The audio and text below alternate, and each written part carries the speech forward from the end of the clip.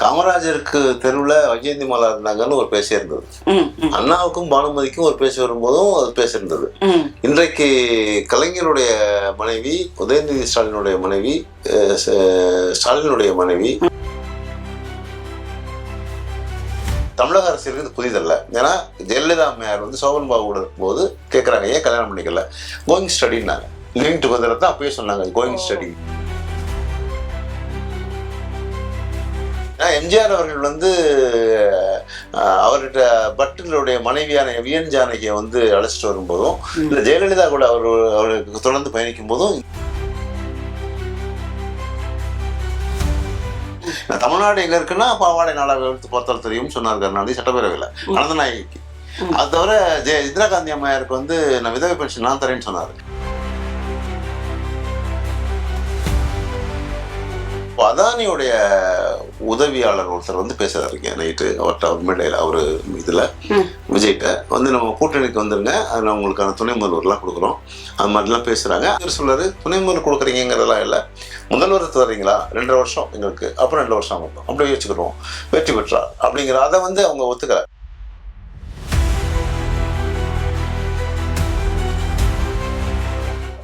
சரியா சொல்ல போனா முந்தா நாள் அவங்க வந்து ஒரு கான்ஃபரன்ஸ் கால், இப்போ எடப்பாடி, அமித்ஷா, ஜேபின்னு சொல்லக்கூடிய தேசிய துணைத் தலைவராக இருக்கக்கூடிய ஒரு ஜெயபிரகாஷ்ங்கிறவரும் பேசுறாங்க. அப்போ வந்து துணை முதல்வராகவோ எல்லோ அவருக்கு ஒரு கொடுக்கணும்னு சொல்லும்போது எத்தனை சீட்டு கொடுப்பீங்க அப்படின்னா ஒரு 80 சீட் கேட்குறாங்க. அவங்க 80 சீட்டு, உங்களுக்கு ஒரு 60 சீட்டு, 80 ஆயிட்டாரு, 14 140 ஆச்சு, நான் எதில் நிற்கிறது.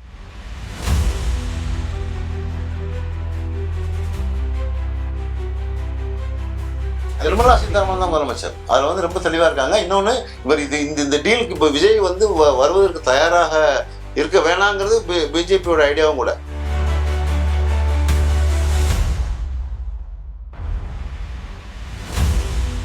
கம்பேர் டு ரஜினி, விஜய் அவரை விட சிறந்தவர் அப்படிங்கிறதா இங்கே சொல்ல வர்றாரு. அதை ஒரிஜினா.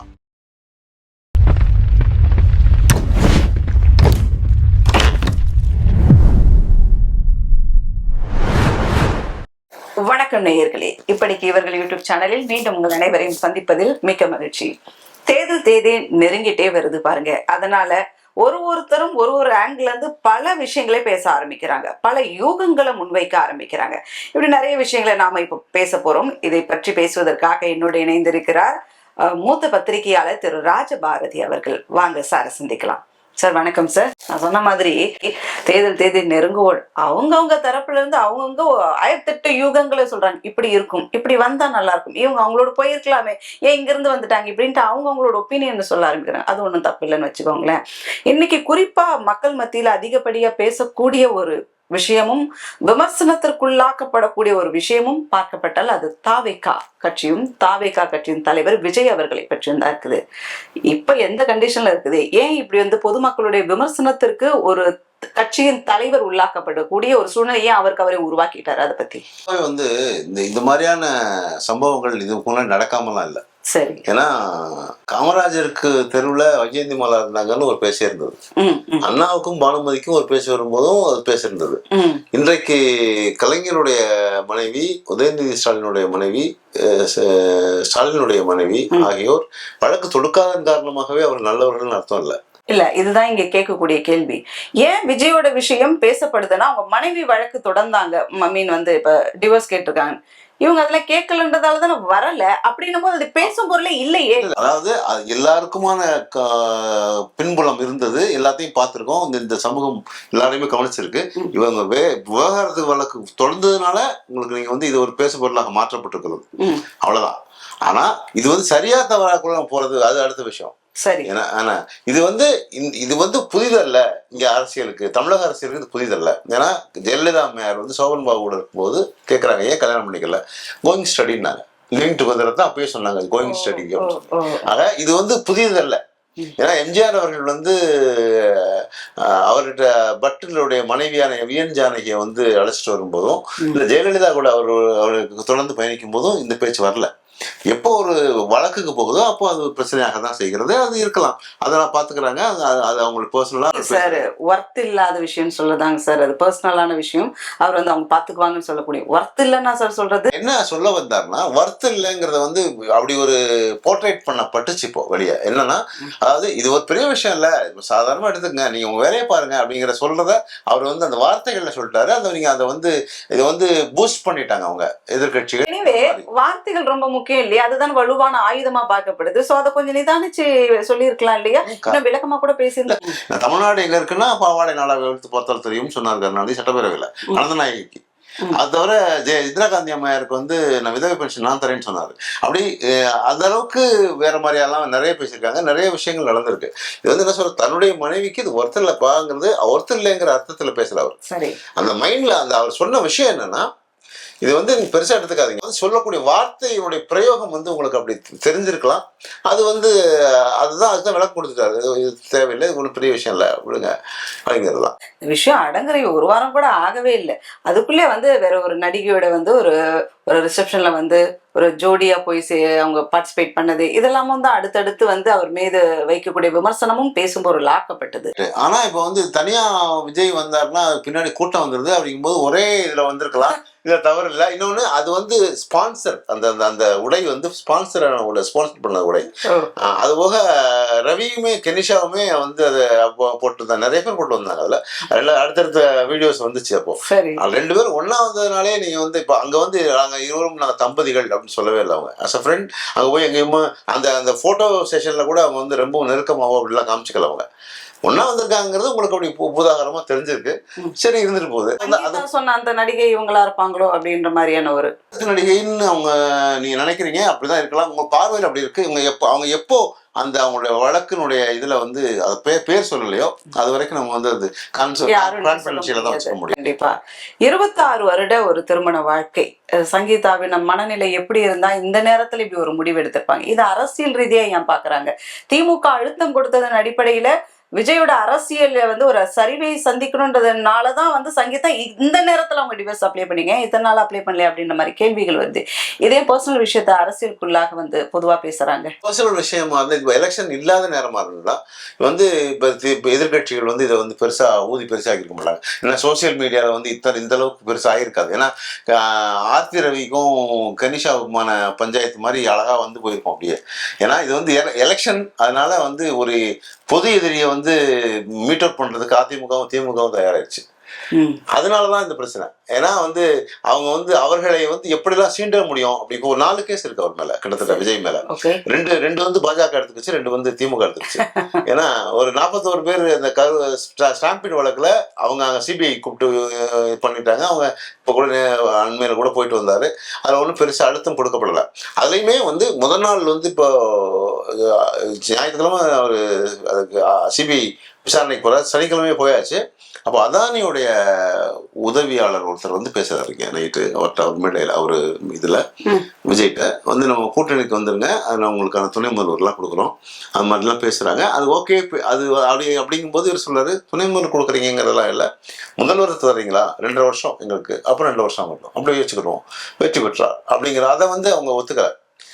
அந்த இதோட தான் போகுது. இப்போ இன்னமும் வந்து அந்த பிஜேபி தாவேக்காவுக்கான ஒரு ஒரு இளையோடைய ஒரு இது பேசிக்கிட்டே இருக்காங்க. ஏன்னா அப்படி இருந்தா மட்டும்தான் திமுகவை வெற்றி பெற முடியுங்கிற ஒரு ஐடியாலஜிக்குள்ள அவங்க இருக்காங்க. தனித்து போட்டிடுவேன்னு சொல்லிட்டாரு. எடப்பாடி ஒத்துக்கல.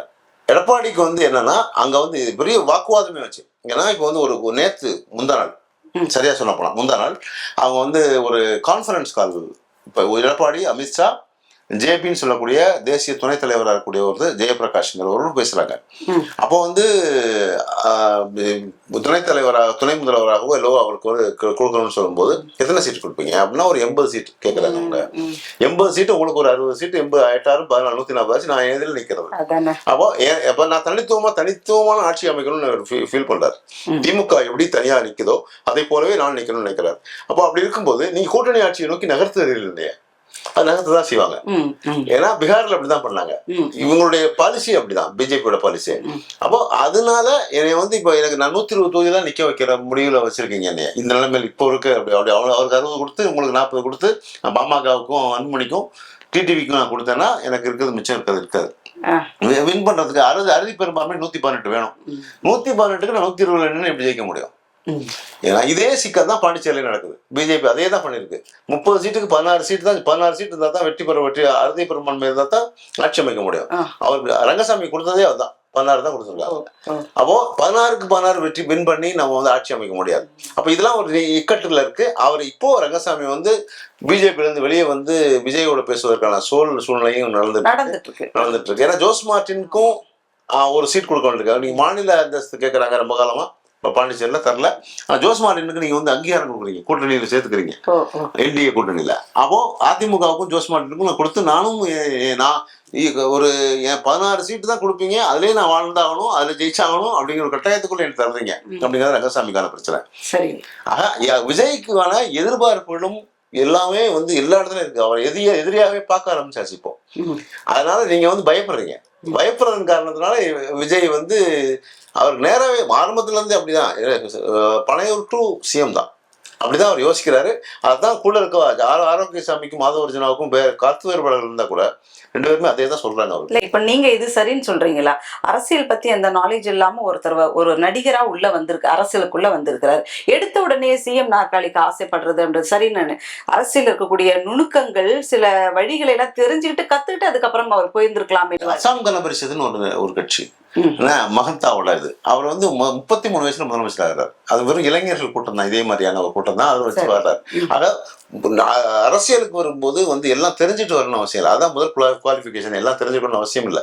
பட் ஆனா அதை ஃபாலோ பண்ணிருக்கலாம். நீங்க அதான் சொல்றாரு, நான் வந்து உள்ள இருக்கிறேன்னு நினைச்சுக்கிறாதீங்க, எனக்கு வந்து அணையும் தெரியும், அணைக்கு அடியில வந்து போய் மூழ்கி முத்தெடுக்கவும் தெரியும். அது மாதிரி அந்த டெக்னாலஜி எனக்கு தெரியும். நீங்க அப்படிலாம் நான் பேசலேங்கிறதுக்காக நீங்க எதுவுமே தெரியாத ஒருத்தரை பார்க்க வேணாம். ஏன்னா எம்ஜிஆர் அவர்களுக்கு வந்து கூட ஒரு லேயர் வச்சிருந்தாரு. அவங்களுக்கு ஆர்.எம். வீரப்பன் போன்ற ஒரு லேயர் இருந்தது. ஜெயலலிதா அம்மையாருக்கு வந்து அவங்களே யோசிச்சுக்கிட்டாங்க, கூடவே இருந்ததுனால. கலைஞர் அவர்களுக்கு ஒரு லேயர் இருந்தது. அது மாதிரி நாங்க ஒரு லேயர் வச்சிருப்போம். அது நம்புங்க. முதல்ல நீ ஆட்சி அதான் சொல்றாரு, நான் வந்து ஏன் வரல ஏன் என்னையவே கேட்குறீங்க? மோடி பேசுறாரா? கேட்கல. நரசிம்மராவ் பேசுனாரா? கேட்கல. பேசாதவர்கள் எல்லாம் விட்டுட்டீங்க, பேசணும்னு கட்டாயப்படுத்துறதுக்கு ஏன் அப்படிங்கறதா இது கேள்வி. பேசுங்கன்னு சொன்னதுக்கு அவருடைய பதில் இதுதானா? ஆமா, அப்படிதான் அர்த்தம். எனக்கு தெரியும். ஆனா எனக்கு பேசும் நேரத்துல பேசுவேன், இல்ல அவசியம் ஏற்பட்டால் பேசுவேன். மக்களுக்கு சொல்லக்கூடிய ஒரு ரெப்ரசன்டேட்டிவா இருக்கிறாங்க ஊடகங்கள். மோடி இதுவரை கொடுத்திருக்காரு. நீங்க அவங்க இப்படி பண்ணாங்க, இவங்க இப்படி பண்ணாங்க, இன்னைக்கு முக்கியமா பேசக்கூடிய ஹெட்லைன்ஸ் இவர் தானே இருக்கிறார். மோடி எப்படி பேச மாட்டாரோ அதே மாதிரி இவரும் பேசல. அவர் எப்ப பேசுகிறாரோ அப்ப பேசுவார். சிஎம் ரேஞ்சுக்கு போயிட்டு பிரதமர் ரேஞ்சுக்கு பேச ஆரம்பிச்சாரு. அவர் அப்படி இருந்துட்டாரு. அதனால நீங்க சொன்னீங்களே அந்த ஸ்பான்சர்ல தான் அந்த ட்ரெஸ்ல வந்தாங்க அப்படின்ட்டு. பட் இருந்தாலும் இடம் பொருள் ஏவல் அப்படின்னு ஒண்ணு இருக்கு. இப்பதான் நம்ம விஷயங்கள் வந்து அப்படி இப்படின்ட்டு இருக்கணும் போது கொஞ்சம் இவங்களும் பார்த்து வந்திருக்கலாம், பார்த்து நடந்துக்கிட்ட அதுவே சரின்ட்டு ஆமோதிக்கிறாங்களே. எப்படி அதுதான் சொல்லுகிறார் விஜய். வந்து என்ன சொல்றாருன்னா, நீங்க என்ன இங்கேயே பேசுறீங்க, நீங்க எதிர்கட்சிகள்ல இருந்து எல்லாம் இப்ப நீங்க வந்து திமுகவும் அதிமுகவும் தான் எதிரின்னு நீங்க பேசுகிறீங்க. ஆனா என்னை குறித்தே நீங்க பேசுறீங்க. சோசியல் மீடியால இருந்து எல்லாமே என்னை பற்றியே பேசுகிறீர்கள். அப்புறம் உங்களுக்கு சரியான எதிரியா இருக்கிறேன்னு நம்புறேன் அப்படிங்கிறாரு. சரியான எதிரியா இருக்குன்றதுக்காக வேணும்ட்டு இப்படிப்பட்ட காரியங்களே பண்றாங்க. எதிரி அப்படின்னு. ஆமா, இது சாதாரண ஒரு நிகழ்வு. இப்போ வந்து ஒரு உதயநிதி ஒரு இதுல மாட்டுறாரு. அப்ப அதுக்கு வந்து நீங்க ஒண்ணு சொல்ல மாட்டேங்கிறீங்க. அவரு நயன்தாராவோட பேசப்பட்டது அதெல்லாம் ஒண்ணு பேசப்படல. ஆக அதெல்லாம் வந்து சினிமாவை பாக்குறீங்க. இது வந்து ஒன்னா வந்து ஒரு நட்பு ரீதியா வந்திருக்கும். அது இன்னும் யாருமே அதை வந்து கன்ஃபார்ம் பண்ணல. அவங்க டிவோர்ஸ் போட்டிருக்காங்க, ரைட், அவ்வளவுதான். இது ஒரு சாதாரண ஒரு விஷயம் தான். ஒரு 2 பேர் சேர்ந்து ஒரு ஃபங்க்ஷனுக்கு போறது என்ன தவறு இருக்கு? அவ்வளவுதான். இதை எதுக்கு இவ்வளவு தூரத்துக்கு பூதாகரமாக்கணுங்கிற அவசியம் இல்லைங்கிறதா அங்க கேள்வி. பூதாகரமான விஷயத்த ரொம்ப சிம்பிளா ஃபங்க்ஷனுக்கு போனோம்ப்பா, இது என்னப்பா இருக்கு அப்படின்ற மாதிரி இருக்குது. அதுதான் உண்மை. ஏன்னா ஃபங்க்ஷனுக்கு போனதை வந்து சாதாரணமான ஒன்றை வந்து நீங்க இவ்வளவு பெரிய பூதாகரமாக்கணுங்கிறது எதுவுமே இல்லை. மகளிர் தினத்தன்று மகளிர்களுக்கு பல சலுகைகள் அறிவிச்சாரு. நான் ஆட்சிக்கு வந்துட்டேன்னா நான் இப்படி பண்ணுவேன், அப்படி பண்ணுவேன், என்னுடைய மேற்பார்வையிலேயே வந்து பெண்களுக்கு பாதுகாப்பு கொடுக்கப்படும் அப்படி இப்படின்னு சொல்லிட்டு. ஸோ தன் வீட்டில் இருக்கக்கூடிய ஒரு பெண்ணுக்கு ஒரு இதை கண்டிப்பா அநீதி அப்படின்னு தான் எங்க பார்வையில பார்க்கப்படுது. தன்னுடைய மகள் வந்து பட்டம் பெற்றிருக்கா, அந்த மகளுக்கு அந்த பெண்ணுக்கு ஒரு தகப்பனாக நின்று செய்யல. அண்ணன் ஜேசன் தான் செஞ்சாரு.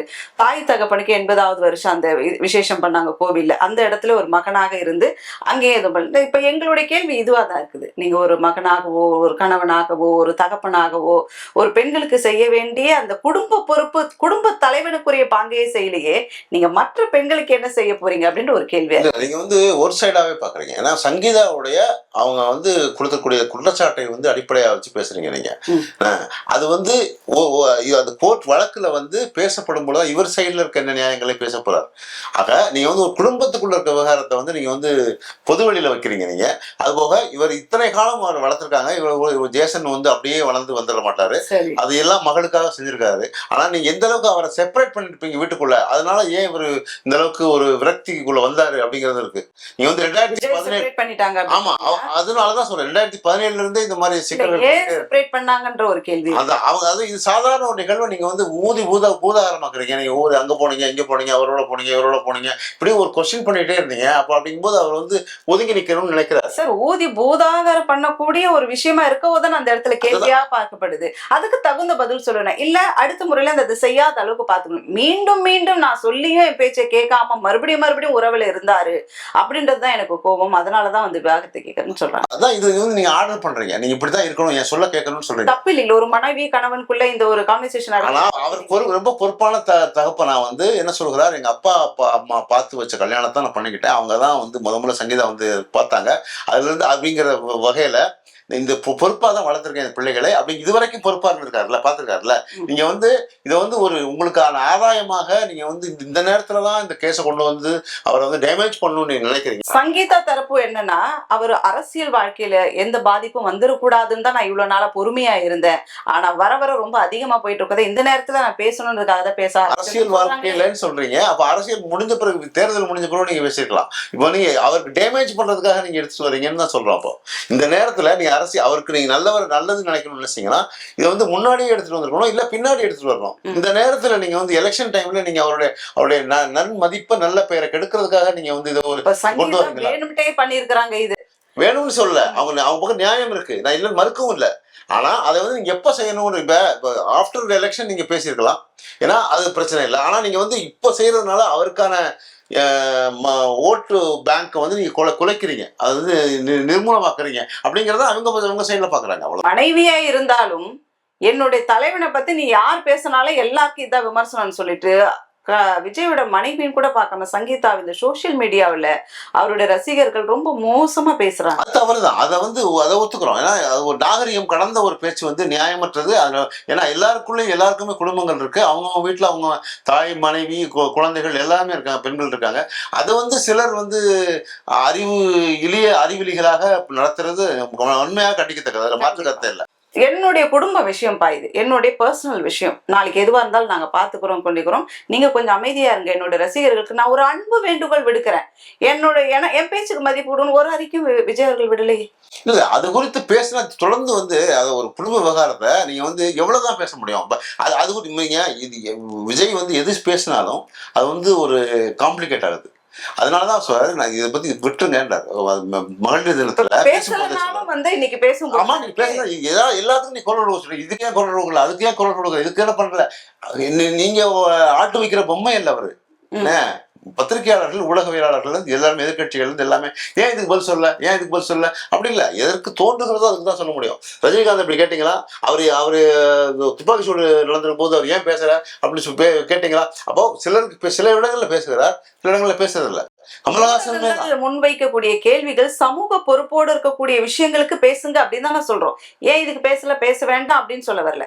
இது சமூகத்திற்கு தேவையான குரல், அது உங்க தரப்புல இருந்து கொடுக்கலாமே. நீங்க ஒரு கட்சியின் தலைவராகவும் இருக்கிறோம், ஒரு சிறந்த நடிகராகவும் இருக்கிறீங்க, கேட்கறது ஒன்றும் தப்பு இல்லை. நீங்க ஆர்டர் பண்ணாதீங்க, நாங்க சொல்றோம் கிடையாது சார், பேசுங்கன்னு சொல்றோம், அவ்வளவுதான். இது ஆர்டர்னு எப்படி எடுத்துக்கலாம் விஜய் தரப்புல? ஆமா, இதே உதயநிதி கேள்வி அவர் தான் சொல்றாருல, என்ன கேட்கிற கேள்வி, இவருக்கு பேசுற கேள்வி எல்லாருக்குமே வைங்க. மோடி வரும்போது கேளுங்க, அவரை கேளுங்க. அப்ப எல்லாருக்குமான உங்க கேள்வி இல்லை. இப்போ இதுவரைக்கும் அது ஒரு கெரோ பண்ணி அவர் நிறுத்த முடிஞ்சா இது வரைக்கும்? அது ஏன் முடியல? அப்ப அவர் கேட்க முடியாதா? இது வரைக்கும் ஒரு 2014 இருந்து 2026 வரைக்கும் ஒரு கொடுக்கவே மாட்டேங்கிறாரு. அவரை வந்து ஏன் நீங்க வந்து வரும்போது நிறுத்த முடியாதா, கேட்க முடியாதா? ஏன் கேட்கல? அப்போ நீங்க வந்து பாரபட்சம் பாக்குறீங்க. ஒருத்தர் மட்டுமே வந்து கார்னர் பண்றீங்க. அது உங்களுக்கு பின்னணியில வந்து நீங்க யாரெல்லாம் செயல்படுகிறீங்களோ நாங்க நினைக்கிறோம். அப்போ நீங்க பேசக்கூடிய இடத்துல இருக்கிறீங்க, அதனால நாங்க பேசுறோம். கேள்வி கேட்கக்கூடிய இடத்துக்கு நீங்க சரியான பதில் கொடுக்கல, அதனால கேள்வி கேட்கிறோம். இத வந்து ஏன் கார்னர் பண்றீங்கன்னு கேட்டா இது எந்த கார்னர் பண்றது என்ட்ரி கொடுத்திருக்காரு ஒருத்தர். அரசியல வந்து இன்னைக்கு வந்து 4 முனை போட்டி ஆக்கிட்டாரு. விஜய் வந்து 4 முனை போட்டி ஆக்கிட்டாரு. பிஜேபி என்டியோட கூட்டணி வந்துட்டீங்கன்னா முதல் 2 வருஷம் விஜய்க்கும் அடுத்த 2 வருஷம் எடப்பாடியாருக்கு. சோ எப்பேற்பட்ட இடத்துக்குள்ள விஜய் வந்திருக்கிறாருன்னும் போது ஏன் பேசக்கூடாது? அத காரணம் எப்படி சொல்றீங்க? ஏன் பேசுங்கன்னு எப்படி கட்டாயப்படுத்த முடியும்? ஏன் பேசக்கூடாதுன்னு கேக்குறீங்க? அது மாதிரி ஏன் பேசுங்கன்னு கட்டாயப்படுத்த முடியும்? அவருக்கு எப்ப தோன்றுது, அதான் சொல்றேன், எந்த பிரச்சனை மக்களுக்கானதுன்னு அவர் தோன்றுகிறதோ அப்போ அவர் பேசுவார். அதான் சொல்றாரு, நான் வெற்றி பெற்ற பிறகு நான் வந்து எல்லா கிராமங்களுக்கும் வரேன்னு சொல்றாரு. காசு கொடுத்து கூட்டம் இல்ல எங்க கூட்டம், இது இயல்பா இயற்கையா கூட்டுற கூட்டம். அதுக்கே ஒரு நாள் உங்களை தாங்க முடியாத நீங்க பொறாமை உணர்வுல வந்து நீங்க நிறைய அதுக்கான ரெஸ்ட்ரிக்ஷன்ஸ் போடுறீங்க, நிறைய தடைகளை விதிக்கிறீங்க. இப்போ நாங்கள் சாதாரணமாக நடத்த முடியல. ஒரு 4900 பேர்னு ஒரு கியூஆர் கோடு போட்டு தான் நாங்கள் உள்ள வரவழைக்க வேண்டியிருக்கு. அப்போ இந்த மாதிரியான ரெஸ்ட்ரிக்ஷன் வரும்போது நான் வந்து எப்படி நான் போய் மக்களை சந்திக்க முடியும்? அப்போ என்னை நீங்க இவங்க இவ்வளவு நிர்பந்தங்களை எனக்கு பண்ணுகிறார்கள், நீங்க வெற்றி பெற வைங்க. நேத்து வந்து டெல்லி போயிட்டு வந்து கையை அசைச்சுட்டே வந்தாரு இவரு கார்ல. என்ன காரணம்? தனியா நிக்கிறோம், அதனாலதான். இல்ல அது இன்னைக்கு வந்து ஒரு தனித்து போட்டிக்கிட்டு இன்னைக்கு அனௌன்ஸ் பண்ணாங்க. இது 2 நாளைக்கு பெரிய நெருக்கடி இல்லைங்க. அவங்க கேட்க அவங்களுக்கு பெரிய கேள்விகள் இல்ல சிபிஐ கிட்ட, அவ்வளவுதான் போதுமானதாக இருந்தது. நாங்க தெளிவான பதில் சொல்லியிருக்கோம். தெளிவா பதில் சொல்லிட்டோம், நாங்க ஜெயிச்சிட்டோங்க. ஆமா எஸ் ஆமா, அதை மாட்டிக்கலங்க, பெருசா மாட்டிக்கல. அதுக்கான ஒரு கையசைவு. ஆமா, நாங்க மகிழ்ச்சியா இருக்கோம். நாங்க தப்பு பண்ணல, நாங்க நடந்துருச்சு, தப்பு நடந்துச்சு இல்லைன்னு சொல்ல வரல. ஆனா அந்த கேள்விகளுக்கு நாங்க மட்டும் பதில் இல்ல, செந்தில் பாலாஜியும் கூப்பிட்டுருக்காங்க, செந்தில் பாலாஜியும் பேசுவாரு. அப்ப அதனால அவர்கள் மேலும் தப்பு இருக்குங்கிறத இவங்க வந்து கன்ஃபார்ம் பண்றாங்க. செந்தில் பாலாஜியும் தான் அப்படிங்கும்போது நாங்க எங்க பொறுப்புல இல்லை இதுல. அது அந்த அந்த அந்த கஷ்டத்துக்கு அந்த வருத்தத்துக்கு நாங்க அதுக்கான எல்லாமே பண்றோம். அதுக்கு வருத்தத்துல இருக்கோம், நாங்க கவலை அளிக்கிறோம், அதுக்கான பேமெண்ட் தந்துருக்கோம், அவங்கள கஷ்டத்துல இருந்து நிதி உதவி கொடுத்துருக்கோம், அதெல்லாம் சரிதான். ஆனா எங்க பக்கத்துல பெரிய தவறுகள் நிகழலை அப்படிங்கிறது தான் அங்க. ஏன்னா விஜய்கிட்ட கேட்கிற கேள்விகள் முடிஞ்சிருச்சு, பெருசா பேசிட முடியாது. ஆமா, இனிமே வந்து அடுத்த முறை தேவைன்னா கூடுவாங்க, சம்மந்தம் பண்ணிடுறாங்க, பார்க்கலாம் அப்போ வரும்போது. ஆனா இப்போதைக்கு பெரிய அளவுல எங்களுக்கு நிர்பந்தம் இல்ல. என்டிஏ கூட்டணிக்குள்ள போலன்னு சொல்லிட்டாரு இவரு, நாங்க தனித்து போட்டியிடுவோம் அப்படின்னு சொல்லிட்டு. போலன்றதுக்கு வேற ஏதாவது அழுத்தங்களோ காரணங்களோ இருந்திருக்குமா? இல்ல தனித்து நான் யாருன்றதை ப்ரூஃப் பண்றேன் அப்படின்றதுக்காக ஒதுங்கி இருக்கிறாரா, இல்ல பயத்தின் அடிப்படையில ஒதுங்கி இருக்கிறாரா? உள்ள போயிட்டா நம்ம சிக்கல மாட்டிக்கோமோ அப்படின்ட்டு? இல்ல, 2 விஷயம் இருக்குது. என்டிஏவுக்கு வந்து பொதுவாக வந்து அதிமுகவை டேமேஜ் பண்ணிடணும், குறைச்சிடணுங்கிற ஒரு ஐடியால இருக்கு அவங்களுக்கு ஆரம்பத்துல இருந்தே. ஏன்னா அதனாலதான் வந்து மோடியும் அமித்ஷாவும் பேசும்போதெல்லாம் வந்து கூட்டணி ஆட்சிங்கிற மாதிரி தான் பேசுறாங்க. ஏன்னா எங்கேயுமே வந்து எடப்பாடி வந்து முதல்வர் வேட்பாளராக சொல்றதே இல்லை. ஏன்னா ஆமா, அப்போ இது வந்து விஜய் வந்து என்ன சொல்கிறார், ஒருவேளை வெற்றி பெற்றுட்டோம்னா நீங்க வந்து உங்களுக்கு அறுதி பெரும்பான்மைக்கு பத்தலைன்னா நான் தரேன், ஹெல்ப் பண்றேன். நேற்று அதிமுக ஒருத்தரை பார்த்துட்டு வந்தோம், அவர் சொன்ன எத்தனை முறை சொல்லுவாங்க அதிமுகனா எடப்பாடியார் தான் வேட்பாளர்ன்ட்டு, எத்தனை முறை அமித்ஷாவே சொல்லிட்டாரு, எத்தனை முறை அமித்ஷா. இப்ப நீங்க சொல்றீங்க சொல்லவே இல்லை இல்ல, இது அதுக்கான உதாரணம் நிறைய இருக்கு. திருச்சியில பேசும்போது சொல்ல, மதுராந்தகத்துல எங்கேயுமே சொல்லல. அவங்க வந்து அவங்களாம் நினைச்சுக்கிறாங்க இந்த கண்ணை மூடிக்கிட்டு எடப்பாடி தான் முதலமைச்சர்னு அவரே சொல்லிக்கிறார். ஆனா அவர்கள் கூட்டணியில் இருக்கவங்க யாரும் சொல்ல. பாமக அன்புமணி சொல்றாரு, நாங்க என்டிஏல பேசிக்கிறோம்ன்றாங்க. இவங்க டிடிவி தினகரன் சொல்றாரு, நாங்க அவங்கள்ட்ட பேசிக்கிறோம், உங்களுக்கு அதிமுக நாங்க பேசணும் அவசியம் இல்லைங்கிறாங்க. அப்போ யார் இந்த கூட்டணியுடைய தலைவர் அப்படின்னா என்டிஏ தான், பாஜக தான். இப்போ தமிழகத்துல என்டிஏ கூட்டணி ஆட்சி அமைந்தால் கண்டிப்பா எடப்பாடியார் முதலமைச்சராக நாற்காலியில் உட்கார மாட்டாரு, பாஜகவை சேர்ந்தவர்கள் தான் உட்காருவாங்க. நிர்மலா சீதாராமன் தான் முதலமைச்சர், அதுல வந்து ரொம்ப தெளிவா இருக்காங்க. இன்னொன்னு, இவர் இந்த டீலுக்கு இப்ப விஜய் வந்து வருவதற்கு தயாராக இருக்க வேணாங்கிறது பிஜேபியோட ஐடியாவும் கூட. அதனாலதான் பெருசா இது பண்ணல. ஒருவேளை வர்றதுக்கு தயாராயிட்டாங்க, நாங்க துணை முதல்வருக்கு தருகிறோம் அப்படிங்கிற மாதிரி இது பண்ணா, இதே இது கொஞ்ச நாளைக்கு முன்னாடி இதை வந்து விஜய் வந்து சொல்லியிருந்தாருன்னா எடப்பாடியே தூக்கிட்டு எஸ்பி வேலுமணியை வந்து பொதுச் செயலாளராக மாத்திருப்பாங்க. அதுக்கான தயார் நிலையில அவர் இருக்காரு. ஏன்னா எஸ்பி வேலுமணி தான் வந்து அமித்ஷாவோடு அடிக்கடி போய் பேசிட்டு இருக்காரு. இதுக்கான சம்பந்தமானது எல்லாமே அவர் தான் பேசுகிறார். ஏன்னா ஒரு ஸ்டேட்மெண்ட்டே எஸ்பி வேலுமணி சொல்கிறார், அந்த மாவட்ட செயலாளர்களை எங்கள் வசம் மாற்றுவதற்கு நானும் தான் பணம் கொடுத்துருக்கிறேன். அதனால இது வந்து அப்படிதான். ஏன்னா வந்து இது வாங்கப்பட்டதுதான். அது வந்து ரொம்ப முன்னாடியே பொன்னையன் வந்து ஒரு ஆடியோ லீக் ஆச்சு. அதில் கூட அவர் பேசியிருந்த போது ஓபிஎஸோட கூட இருந்த ஒருத்தர் ஆடியோ பேசினாரு. பேசும்போது அந்த ஆடியோவில் பேசியிருக்காரு, அவங்க காசு கொடுத்தா வாங்கினாங்கன்னு பொன்னையனே ஒத்துக்கிட்டதா ஒரு ஆடியோ லீக் ஆச்சு அப்போ அந்த பீரியட்ல. அப்போ இது வந்து கிட்டத்தட்ட உண்மையாக தான் இருக்குது அப்படி. அதனால வந்து பாஜகவுக்கு யாரை மாற்றுவதும் ஒரு பெரிய கஷ்டமெல்லாம் இல்லை. அதனால இன்னொன்னு, அவர் வெளியே போக முடியாது இப்போ. எடப்பாடி அவர்கள். ஏன்னா அவருக்கான சிக்கல் பையன் மிதுன் வந்து மாட்டிருக்காரு, சம்மந்தி மாட்டிருக்காரு. அதனால அவங்க இப்படிதான் நடத்துவாங்க. அதுக்கு இது சரியான ஒரு பாதை தான் அவங்களுக்கு. இந்த எலெக்ஷன் விஜய்க்கு எப்படியா இருக்கும்?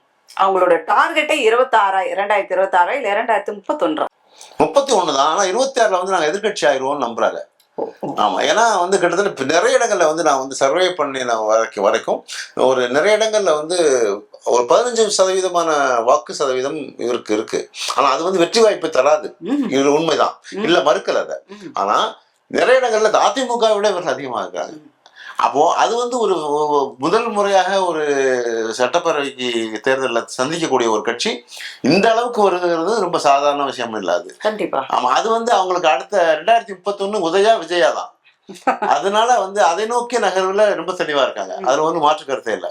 ஆனால் இதுக்கு அடுத்த பிறகு அதிமுக எந்த நிலைமைக்கு போகுங்கிறது தான். இப்போ வந்து ஏன்னா டபுள் டிஜிட்ல வந்து இப்போ 66 சீட்டு 70 சீட்டு போன முறை வெற்றி பெற்றாங்க. அதை விட ஜாஸ்தியா அதிகமா வின் பண்ணுவாங்களாங்கிறது முக்கியம் கிடையாது. இது வந்து எந்த இடத்துல வருவாங்க, 3வது இடத்துல இருக்காங்களா? இப்போ பாஜகவை விட அதிகமா வெற்றி பெற்று விடுவாங்களா அதிமுக? பாஜகவை விட கம்மியா வெற்றி பெற்றாங்க, ஈக்குவல் ஷேர் வந்துச்சுன்னா பாஜக வந்து அடுத்த லெவலுக்கு போயிடும். ஆமா, அவங்களுடைய இதே வந்து இப்ப அடுத்த திமுகவா பாஜகவாங்கிற மாதிரியான நிலைமைக்கு வரணும்னு தான் ஆசைப்படுறாங்க. பீகார்ல அப்படி பண்ணாங்க, வெஸ்ட் பெங்கால்ல அப்படி பண்ணாங்க, எல்லா இடத்துலயுமே அப்படிதான் பண்ண முடிஞ்சு. ஏன்னா கம்யூனிஸ்டும் காங்கிரஸும் இருந்த வெஸ்ட் பெங்கால்ல இன்னைக்கு பிஜேபியும் திரிணாமுலும் தான் இருக்கு. அதனால இது மாதிரி உடைச்சு வெளியே வர்றதெல்லாம் ஒரு சாதாரணமான விஷயம். அமித்ஷாவுக்கு அது கஷ்டமே இல்லை. என்ன ஆதவர்ஜுனா எதுக்கு தேவையில்லாம ரஜினிகாந்த் சீன்றாருங்க? இல்ல சீன்றதுன்னு அது இது கூட வந்து அது கூட சொல்லப்பட்டுச்சு. விஜய் சொல்லாம ஆதவர்ஜுனா பேசுவாரா அப்படின்னு. விஜய் எல்லாத்துக்கும் சொல்றது இல்ல, இதையும் அப்படிலாம் அர்த்தம் இல்ல. ஏன்னா ஆதவர்ஜுனா ஏன் பேசுகிறார் அப்படின்னா, அவருடைய ரஜினியை வந்து பேசினால் என்ன அதுல அவங்களுக்கு பெனிஃபிட் இருக்கா இல்லையா அப்படிங்கிறது இல்லை. ஆனா ரஜினி வந்து ஒரு பயந்து பேசிட்டாரு, அது மாதிரி இல்லைன்னு ஈக்குவல் பண்றதுக்காக ஒரு சொன்ன விஷயம் தான். அவர் சாதாரணமா சொல்றாரு, ரஜினி மாதிரி நாங்க இல்ல, நாங்க யார் தெரியுமா அப்படிங்கிறத சொல்றதுக்காக அந்த டோன்ல சொல்லப்பட்டதுதான். ஆனா இது வந்து இப்படி திரித்து கூறப்பட்டது. மிரட்டினதெல்லாம் உண்மை, திமுக வந்து சொல்லிச்சுதான். அதனாலதான் இவர் வந்து சொல்லலாம், நான் பயப்படல, அதெல்லாம் பயப்படலைன்னா நீங்க வந்திருக்க வேண்டியதானே, நீங்க ஏன் கட்சி ஆரம்பிச்சிருக்க வேண்டியதானே? ஏன் நாங்க எனக்கு காவி நிறம் பூச பார்த்தார்கள், அப்படி காவி நிறத்திலே என்னை மாத்த பார்த்தார்கள் ஆரம்பிச்சது நடத்திருந்தீங்கன்னா பேச்சே கிடையாது. சரி, அப்ப நீங்க நடத்தாத ஒன்றை வந்து நீங்க அதுல எதுக்கு கொந்தளிக்கணும்னு அவசியமே இல்லை. அதுக்காக பயந்து வந்துட்டாரு அப்படின்ற சொன்னா மட்டும் ஒத்துக்க முடியுங்களா? வந்துட்டீங்கல்ல, நீங்க நடத்தல இல்ல கட்சி. காரணமா? ஆமா, உண்மைதானே. அறிவிக்காமலே இருந்துக்கலாம். நீங்களும் சொல்றீங்க ஆமாங்க பயந்துதான் வந்திருக்கிறாரு அப்படின்னு சொல்லி. ஆமா, அறிவிக்கல இல்ல நீங்க. அதாவது நீங்க தைரியம் இருக்கக்கூடிய ஒருத்தர் ரஜினி வந்து நீங்க அறிவிக்கிறீங்க, தேர்தலை வந்து நான் சந்திக்க போறேன், கட்சி ஆரம்பிக்க போறேன். கமல்ஹாசன் நல்லவரா கெட்டவரா இல்ல, கட்சி ஆரம்பிக்கிறாரு, கட்சி ஆரம்பிச்சிட்டாரு, யார்ட்டையும் அடை வைக்கிறாரு, வேற விஷயம். அடை வச்சுதான் நீங்க எம்பி ஆயிருக்கு, ராஜ்யசபா எம்பி ஆகுது, எல்லாரையும் வச்சு விளையாண்டுட்டாரு, ரைட், ஓகே, பரவாயில்ல. ஆனா ரஜினிகாந்த் வந்து சொன்னதை செய்யலையே எப்பயுமே. எந்த காலத்துலன்னு சொல்றாரு, எனக்கு வேண்டாம் நான் ஒதுங்கிட்டேன்னு சொல்லியிருக்கிறேன். அப்ப சொல்லாம இருக்கணும்ல. அப்போ நீங்க அன்னைக்கு வந்தாங்க பாத்தங்க, ஆனா எனக்கு வேண்டாம் நான் ஒதுங்கி இருக்கேன். இதுக்கு இல்ல அதுதான் சொல்ல வரேன். அவர் என்ன சொல்றாரு ரஜினிகாந்த், நான் வந்து ஜெயலலிதா வந்து பீக் பீரியட்ல இருக்கும் போதே நான் எதிர்த்தேன். ஏன்னா தமிழ் மாநில காங்கிரஸும் திமுகவும் ஒன்னா இருக்கும்போது அப்போ வந்து அவங்களுக்காக நான் சப்போர்ட் பண்ண வாய்ஸ் கொடுத்தேன். ஆனா அப்பவே நான் அந்த பயம் இல்லாம அந்த ஜெயலலிதா அவர்களையே நான் எதிர்த்து சொல்ல முடிஞ்சுன்னா எனக்கு என்ன பயம் இருக்கா, நான் எதுக்கு பயப்படணும் அப்படிங்கறது அந்த டோன்ல அவர் சொல்ல வர்றாரு. காலம்பல் சொல்லும் அப்படின்னா என்ன அர்த்தம், நான் வந்து அப்படி காலம்பல் சொன்னதுக்காகவே திமுக வந்து சபரீசனை வச்சு பேசுது. ஆமா, நீங்க எங்களுக்காக வாய்ஸ் கொடுங்க, விஜய்க்கு எதிராக சொல்லுங்க, உங்க ரசிகர்கள் வந்து விஜய்க்கு எதிராக நடத்தட்டும், அது மாதிரி அது எங்களுக்கு ஒரு பிளஸ் பாயிண்டா இருக்கும். நீங்க பிஜேபியுடைய காவிரியில பூச வேணாம்னு சொன்னீங்கல்ல, அப்போ நீங்க எதிரியாவே இருங்க, உங்களுக்கு எங்களுக்கு சப்போர்ட் பண்ணுங்க, இருக்கலாம். எனக்கு அரசியல வேண்டாம், நான் அங்கேயும் போல இங்கேயும் வரலன்னு தான் ஒதுங்கி இழுக்கிறீங்க எல்லாத்துக்கும். அப்ப அரசியலே பேசக்கூடாது. நீங்க அரசியல் பேசுறீங்களா, இப்போ என்னத்துக்கு பேசுறீங்க? பேசாம போங்க, பேசாம இருக்க ஆன்மீகத்தை காவி உடைய போயிட்டே இருக்க வேண்டியது. நீங்க பாட்டு ஆன்மீகம் போறீங்க, இமயமலைக்கு போறீங்க, போங்க வாங்க, நீங்க பாட்டு ஜெயிலர் 2 பண்ணுங்க, அடுத்த கமலஹாசனோட படம் பண்ணுங்க, அதோட நிக்க வேண்டியதானே. அப்படி என்ன அரசியல் பேசிட்டு அருண்ட்டு இப்படி எல்லாம் நீங்க பேசுறீங்க, அதை சொல்லுங்களேன். இல்ல அதாவது கம்பேர் டு ரஜினி, விஜய் அவரை விட சிறந்தவர். அப்படிங்கறதான் இங்க சொல்ல வர்றாரு. அதை ஒரிஜினல் என்ன சொல்றாருன்னா, இது வந்து நியாயப்படுத்துறேன்னு அர்த்தம் இல்லை இதுல. அதாவது விஜய் வந்து அது சொன்னதை செஞ்சிருக்காரு, நீங்க சொன்னதை செய்யல. அது மாதிரி இல்ல, நாங்க பயந்து போயிருக்கிறவங்கல்ல. நீங்க சொன்னீங்கல்ல பிஜேபி பயந்துட்டு நீங்க வந்து கொள்கை எதிரின்னு சொன்னீங்க, பேசுறதே இல்லை. எஸ், கொள்கை எதிரியை பேச வேண்டிய தேவையில்லை. யார் இப்போ களத்துல இருக்கமோ, யார் யார் கூட இருக்கமோ அவங்களோட பேசுறோம், அவ்வளவுதான். எனக்கு வந்து வேற அதிமுகவோ சீமானோ எங்களுக்கு எதிரி இல்லை. எனக்கு பலமான எதிரியா நான் பாக்குறது திமுக தான் பாக்குறேன். எஸ், அவ்வளவுதான். ஜெயலலிதா மேயர் அப்படிதான் பண்ணாங்க, திமுக மட்டும் தான் சொன்னாங்க அது வந்து தீய சக்தின்னு சொன்னாங்க. அவங்க சொன்னதான் நான் சொல்லியிருக்கேன், திருப்பி புதுசா ஒன்றும் சொல்லல. அவங்க தீய சக்தின்னு சொன்னாங்க. ஏன்னா அது குறித்து நான் வந்து அவங்களுக்கான பிறந்தநாள் விழாக்கள்லாம் வந்து எழுதியிருக்கேன், கட்டுரையே எழுதியிருக்கேன். அவங்க அதை பத்தி நிறைய பேசியிருக்காங்க, நானே எழுதி கொடுத்துருக்கேன் தீய சக்தி. அதுதான் சார் புரிய மாட்டேங்குது. தீய சக்தின்னு சொல்லிட்டு கலைஞர் அவர்களை ஒரு ரோல் மாடல்லாம் வச்சுக்கிறேன்றாரு. இவங்க ஊழல்வாதி சக்தின்னு சொல்லிட்டு எம்ஜிஆரையும் ஜெயலலிதாவையும் அவங்களுடைய அந்த கொள்கைகள் அதெல்லாம் நான் பாராட்டுறேன் அப்படின்னு சொல்றாரு. இவர் என்னதான் நினைச்சிட்டு பேசுறாரு தெரியல விஜய் அவர்கள். தீய சக்திங்கிறது வந்து இப்ப நடப்புல யார் இருக்காங்கிறதா. திமுக வந்து பாஸ்ட பத்தி எல்லாம் எனக்கு இப்ப யாரு முடிந்தவர்கள் வந்து சாதித்தவர்கள், முடிந்தவர்கள் இறந்தவர்கள் வந்து சாதித்தவர்கள். ஏன்னா அவங்களுக்கான சாதனைகள் தனி. அதுக்குள்ள வந்து அப்போ அவங்கள வந்து நியாயப்படுத்துறதோ இல்ல அவங்க தவறாக பேசுறதோ இல்ல. அண்ணாமலை அப்படி பேசி தான் அப்படியே காணாம போயிட்டார். அப்படி பேசுறது தேவையில்லை. இப்போ யார் எனக்கான எதிரி? திமுக தீய சக்தி. ஏன்னா ஸ்டாலின் அப்படிதான் பண்றாரு அப்படிங்கறதான் அவர் பேசுறாரு. அதை தாண்டி வேற எதுவும் இல்லை எங்களுக்கு. ஸ்டாலின் அப்பெல்லாம் எனக்கு பிரச்சனை இல்லை. ஸ்டாலினும் அவரோட மகனும் அவ்வளவுதான். யார் எனக்கு எதிரியாக பார்க்கிறேனோ நான் அவருக்கு அவளைத்தான் நான் குற்றம் சாட்டுவேனே தவிர இதுக்கு முன்னாடி இருக்கவங்களை கட்டுற குற்றம் சாட்டுவதற்கு எனக்கு அந்த எந்த வித முகாந்திரமும் இல்லை, அது தேவையும் இல்லை. இன்னைக்கு அரசியல் நிலவரம் இப்படியாக இருக்குது. தாவேகாவுடைய வருகை, தாவேகா வந்து பொறுப்பேட்டா என்ன நடக்கும் அப்படின்ட்டு மக்கள்லாம் வந்து யோசிக்கக்கூடிய நேரத்துல இதெல்லாம் நிஜங்க, இதெல்லாம் நிசப்தங்க, ஏத்துக்க வேண்டியது உங்களுடைய பொறுப்பு, ஏத்துக்கலாலும் பிரச்சனை இல்லை அப்படின்ட்டு ரொம்ப சுலபமா ரொம்ப சாதாரணமா ஒரு விஷயத்தை வந்து மக்களுக்கு கடத்தி கொண்டு போயிருக்கீங்க. நிகழ்ச்சி கலந்ததுக்கு நன்றி. நன்றி, வணக்கம்.